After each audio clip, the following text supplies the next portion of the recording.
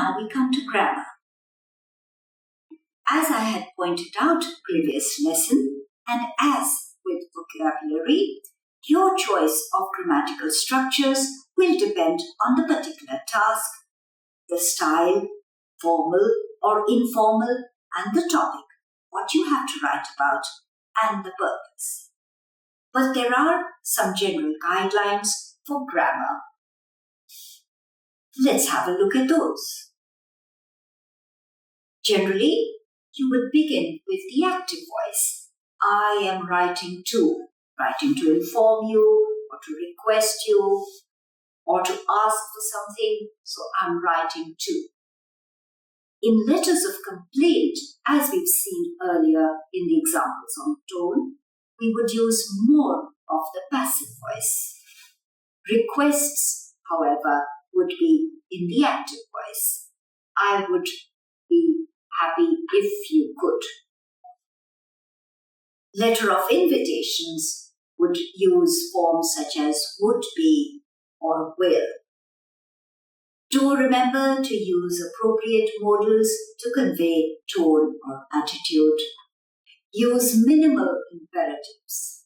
No imperatives in formal letters, and even in informal letters, we need to be a little cautious about it.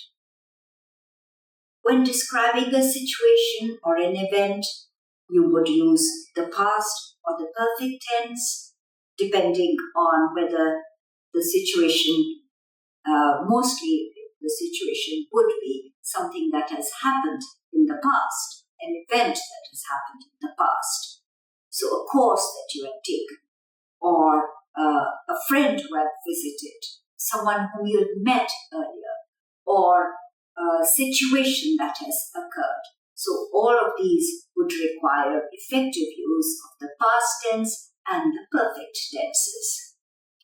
When you are describing a current situation, your roof is leaking, for example, or you're describing an object, a bag that you've lost, or you're describing a person, somebody whom you have to meet, or the recipient of the letter has to meet.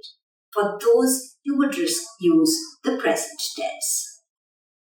Do try and use a range of sentences, a good mix of simple sentences and complex structures.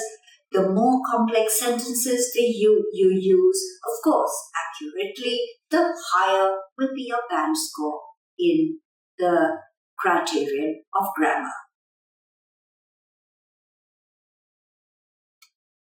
Here's a short exercise for you to do. These are excerpts from letters containing errors in grammar.